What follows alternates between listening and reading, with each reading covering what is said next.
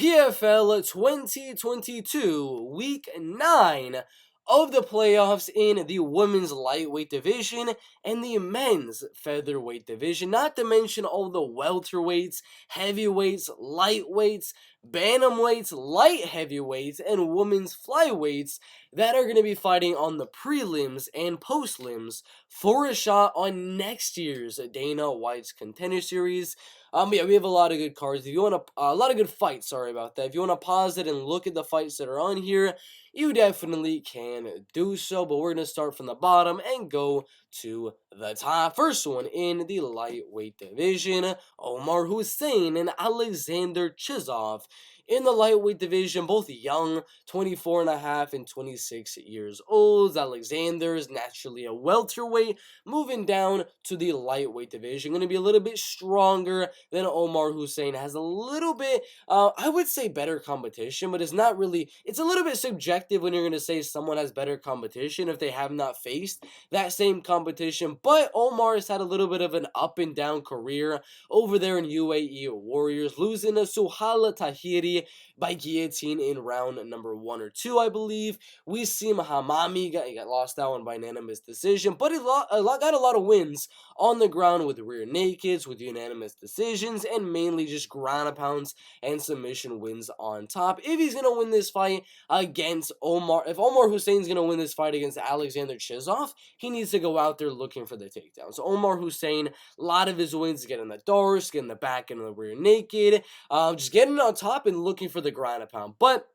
Aleksandr Chizov does train with a lot of solid guys over there at All Stars, like Guram Kutetaladze, Alexander Gustafsson, even though he's kind of fell off a little bit, Hamza Chimaev, David Timur, former UFC fighter, and a lot of other guys that are very, very solid that actually fight over here, including, which was the last one, the heavyweight Ilir Latifi. So I think he'll have the ability to defend the takedowns from Omar Hussein in this fight and keep the fight on the feet, where he does have that very, very solid power. I don't think he's going to knock out Omar Hussein. A lot of Omar's losses are either decisions or submission losses. I think if he does get hurt, he's going to kind of play that Charles Oliveira game and kind of just hold that guard position a little bit. So Aleksandr Chizov defending the takedowns and outstriking Omar Hussein. The odds, or the Tapology predictions, I think should be a lot closer. I think there's a very good shot Omar could possibly go out there, take the fight down, keep it even on the feet, and edge out a close decision. But I'm going to go Aleksandr Chizov to win this fight. Stuart Austin and Sofiane Boukichou in the heavyweight division. Sofiane, 9-4, same height right there.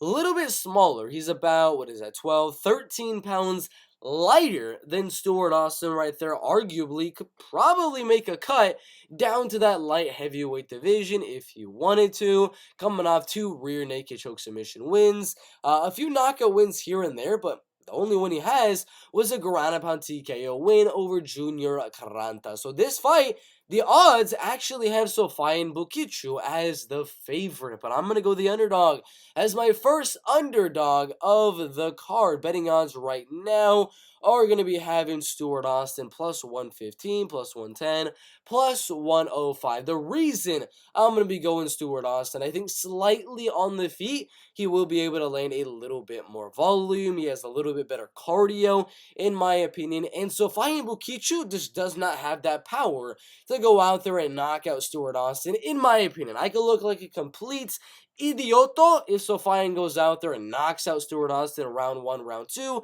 But from what I've seen of Sofiane, he usually likes to take the fight down and look for the finish on the ground. He doesn't really show too much finishing ability on the feet, which is the main reason that Stuart Austin loses his fights. But I do think Sofiane will win round 1 with some wrestling, with some pressure, landing some good shots. And then round number 2, round number 3, I think Stuart Austin will outstrike Sofiane, and then he'll take him down and get some of his own, and we'll see a very tired Sofiane Boukichou on bottom, getting ground and pounded a little bit, and there will be a possible finish in round number 2 or round number 3.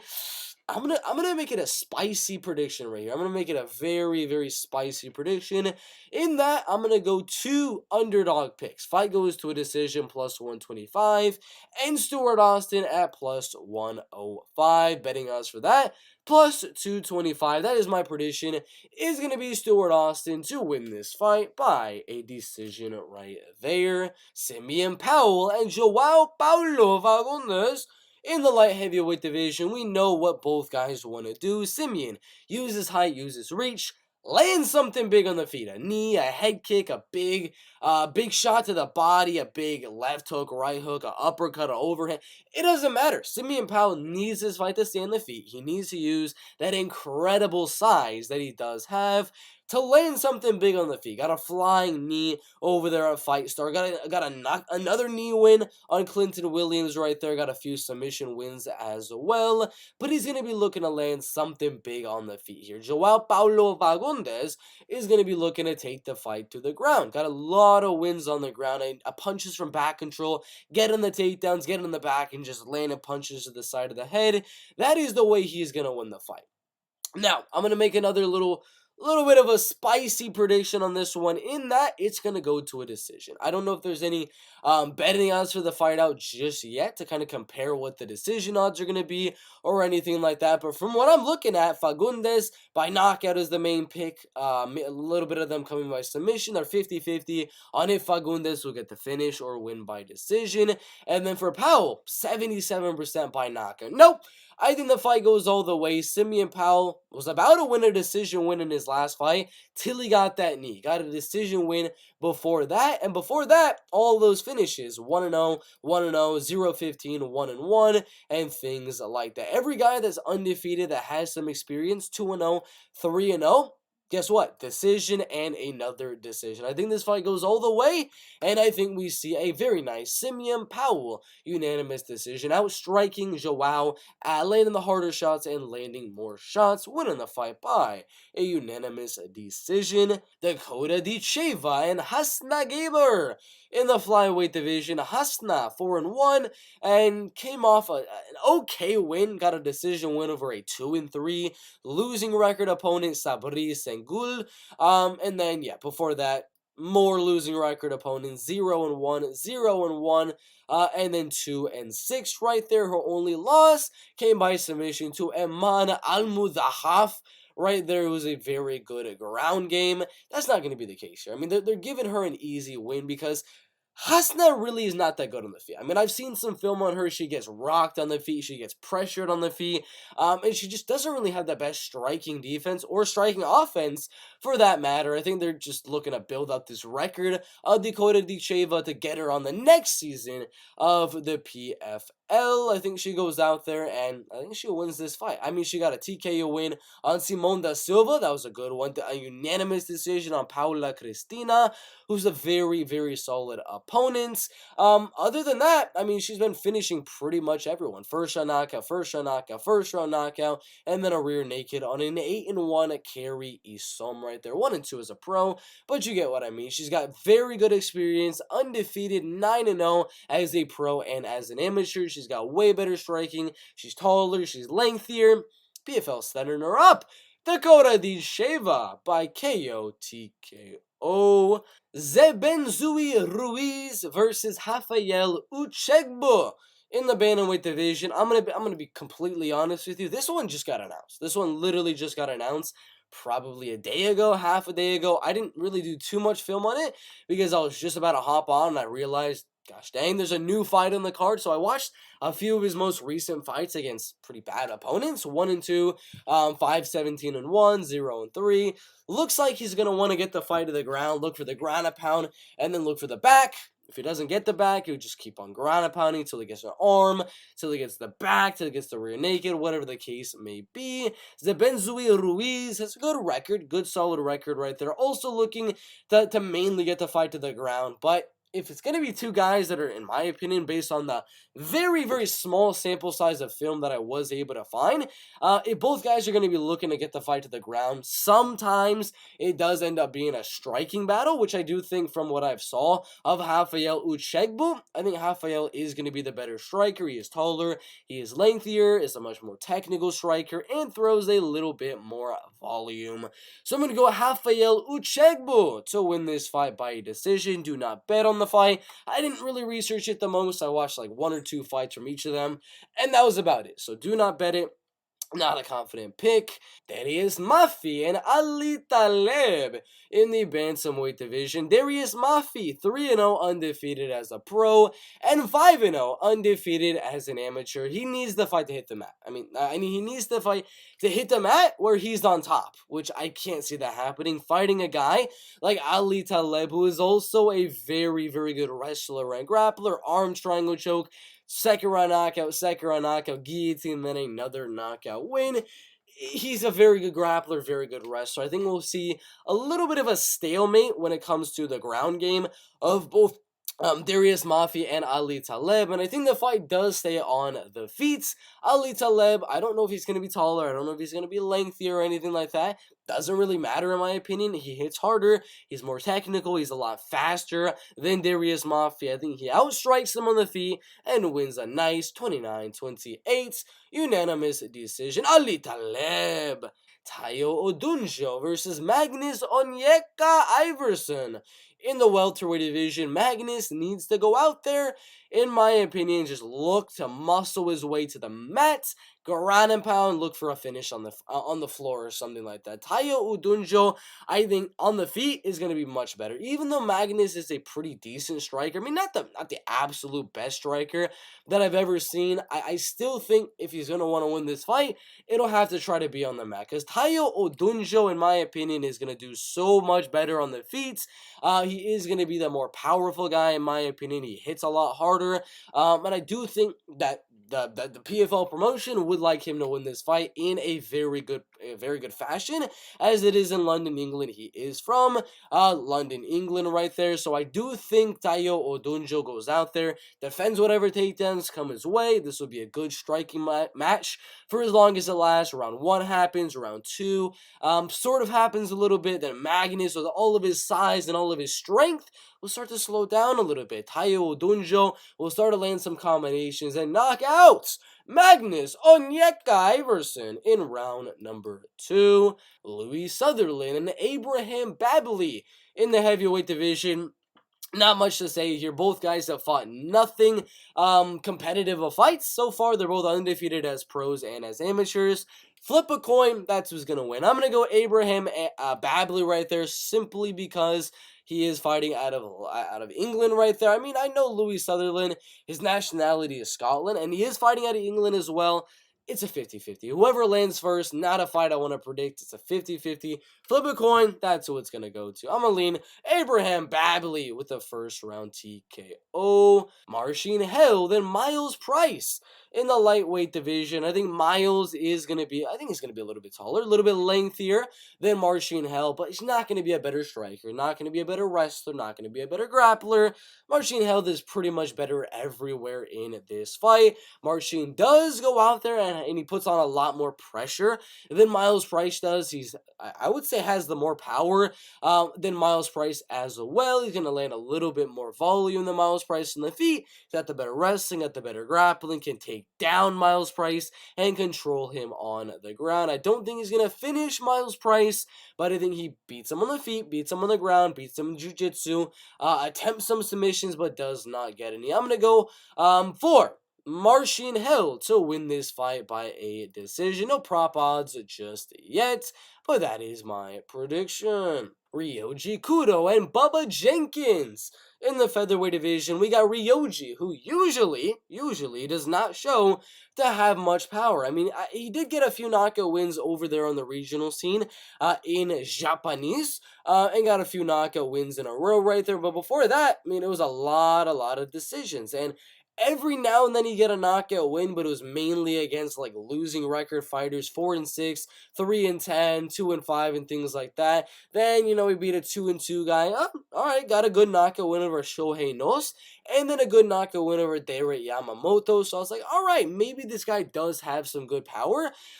Because before that, all the guys he was knocking out were not really the best of competitions. But then when he joined the PFL, I was like, all right, this dude definitely does have some power, as he rocked Brendan Loughnane in their fight. Then he knocked out badly Alejandro Flores in their fight. So by no means is this a fight that I'm going to go out there and be like, Ryoji Kudo, for sure, is going to lose this fight. There's no chance I could be confident in a guy like Bubba Jenkins to win this one, even though he's like a 4-1, 3-1 favorite, or whatever the case may be. I'm still going to go Bubba Jenkins to win. He is taller, he is lengthier, which is going to force Ryoji Kudo to close the distance, which will give Bubba Jenkins that opportunity to land those takedowns, and I think he wins another wrestling and grappling decision. But am I confident? No. Ryoji Kudo has that chance to clip him. I'm going to go Bubba Jenkins to win the fight by a decision right there. Larissa Pacheco and Olena Kolesnik 2 in the lightweight division. Simple prediction. Larissa has more power on the feet. Yes, Olena might be a little bit taller by 3 inches, but the reach advantage is not there. Usually, she's going to be a lot taller and a lot lengthier. Well, Larissa has more reach than Olena Kolesnik. She will close the distance on Olena, get her back to the cage, lane some big shots in the feet, rock her, get her to the mat, and ground a pound, ground a pound, ground a pound. If she doesn't want to keep ground a pounding, she'll submit her. If she wants to keep ground a pounding, she'll TKO her. Simple prediction. Larissa Pacheco, round number 1 with a ground a pound TKO or a rear naked choke submission. Chris Wade and Brendan Loughnane in the featherweight division. Brendan, 32 years old, a little bit younger, not as tall, but a little bit lengthier than Chris Wade. Brendan has some decent boxing, okay wrestling, okay kicking game. He's pretty average in all parts of the game. I wouldn't really say he's a specialist in any area. And I do think Chris Wade he's kind of the same thing, where he's not that much of a specialist in any area, but I do give him the advantage in terms of wrestling, in terms of, I would actually say cardio, in terms of jiu-jitsu, in terms of kicking game, and then the boxing is where it gets a little bit even right there. But for all of the advantages that Chris Wade has, there's really not too many things I can go out there and say, yeah, Loughnane is definitely going to be better than Chris Wade in this part of the game. I really can't say that. So I can see Chris Wade going out there looking to pressure Brendan Loughnane's back to the cage, laying some good body kicks, some high kicks, some leg kicks, and things like that to out-volume Brendan Loughnane on the feet. He will win if it's 3 rounds of striking, I think Chris Wade wins, just based off of that kicking game, because the boxing is even. You mix in some kicks, you're going to win the fight. But not only that, I think he can mix in some takedowns on the feet as well, and get a little bit of ground and pound. I don't think he submits Brendan. I don't think he knocks out Brendan. I think Chris Wade wins this fight by a unanimous decision. Kayla Harrison and Martina Jindrova in the lightweight division. I'm going to say it right now. Martina's you're not that guy, pal. You're not that guy. Martina went out there, got a split decision against Jacqueline Cavalcanti. I mean, come on. Come on, guys. She got a split decision against Jacqueline Cavalcanti. That's not good. That's not good. Now, she did come back after that, getting a decent decision on Vanessa Mello, kind of outstriking her for 3 rounds, and then got a good TKO win on Samza Gulfaya Zelenova. Nothing she did in those 3 fights is going to help her with this one. Kayla's going to go out there, she's going to get the takedown pretty early on in the fight. Maybe Martina will land a few strikes in the feet, but exactly what happened with Karolina Sobek, that's exactly what's going to happen here. Kayla Harrison is going to get that back. She's going to look for that rear naked a little bit. She's going to pull her, and then she's going to ground a pound her. I think she will get a TKO in this fight. She could get a submission if she wanted to. I mean, she can. Definitely. If she wants to, she can get a submission. I mean, she can get an armbar, she can get a rear naked, but Martina Jindrova did give her back pretty easily against Karolina Sobek in that fight. I think I think Kayla will get that back position and decide, nah, I mean, maybe I'll go for the submission one time. If it's not there, boom, side of the head, side of the head, side of the head, just like she did with Caitlin Young. So I'm going to go Kayla Harrison, ground and pound TKO in round number 1. Those are the full card predictions. I got Kayla Harrison by TKO, Chris Wade by a decision, Larissa Pacheco in round number 1, Bubba Jenkins by a decision, Dakota Ditcheva by knockout, Simeon Powell by decision, Stuart Austin by a decision, Aleksandr Chizov by a decision, Ali Taleb decision, Raphael Uchegbu to win that fight by decision. Tayo Odunjo by TKO. Abraham Babili by TKO. And Marcin held by decision. Those are predictions. Make sure to like, make sure to subscribe, and we'll see you in the next video.